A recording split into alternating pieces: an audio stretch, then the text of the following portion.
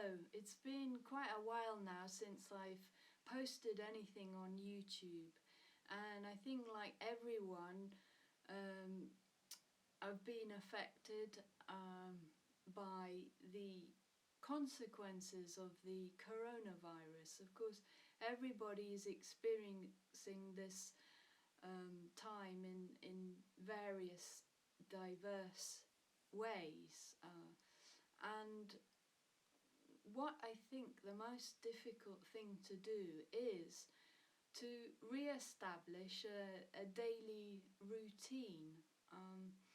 It's so easy to go on Facebook and binge Netflix, and obviously, understandably, first of all, we want to understand what's happening. So naturally we're looking to find answers, and then we want to escape, so we might watch videos and so on, but in the end all of that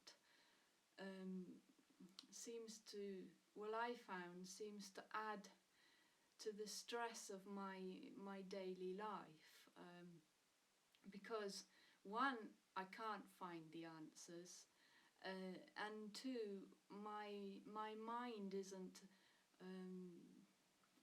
it's not being worked in the right way. Just watching film after film after film on Netflix. So I found the other day I read a book, and the first 2 pages I just felt so much better because my mind was working on something, and I think the brain is like a big muscle that needs to be exercised, and if it isn't, then it's not good for us physically and mentally. So I also know that learning learning a skill, learning something, is a way of calming our fears. So determined to re-establish firstly a routine in my life, I picked up my paints and started painting again, and secondly, my real desire to share a skill, and so I'm concentrating again on my online courses.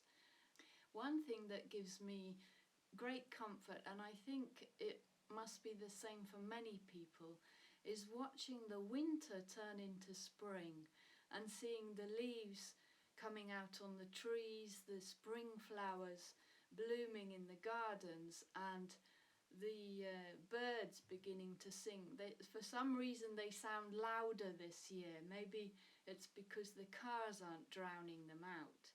But this comfort comes from the fact that the seasons change. Nothing stays the same. It's in continuous movement, and for me that is a great comfort, because winter becomes spring and bad times become good times. So what I did was I got a couple of tulips and I decided to sketch them.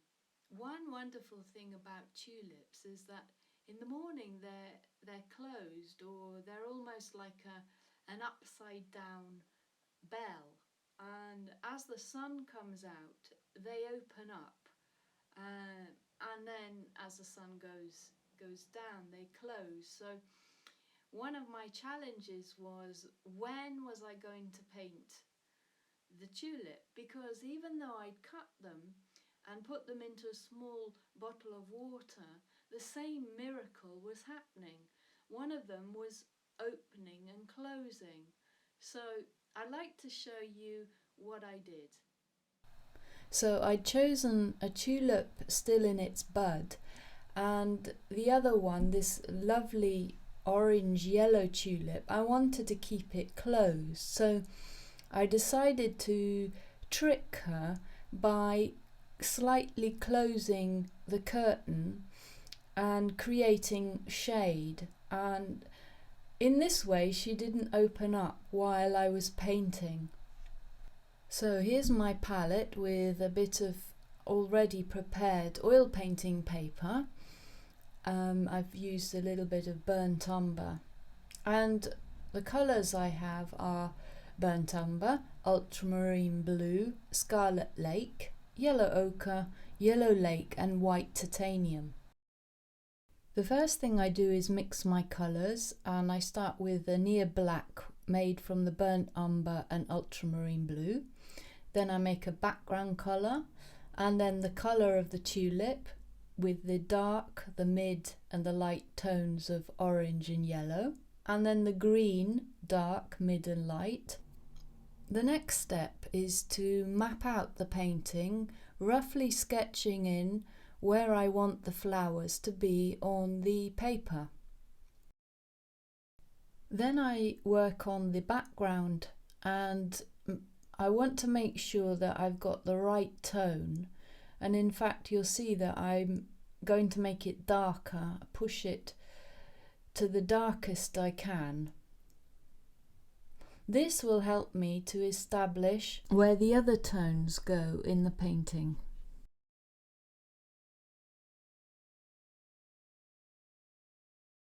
Here I'm putting on a mid-tone green and a mid-tone orange. And I use the darker background colour to help me reshape the tulip.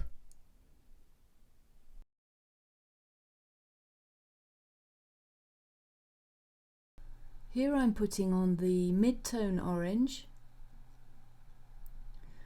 then the dark toned orange,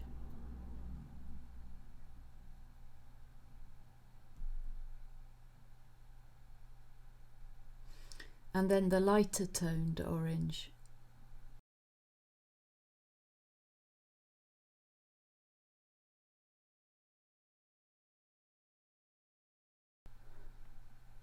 I then do the same with the yellows, and after that I start blending the colours, and the very last thing I do is add the details. I looked up the story of the tulip, and going right back to the Ottoman times to now, in general the tulip symbolises positive things.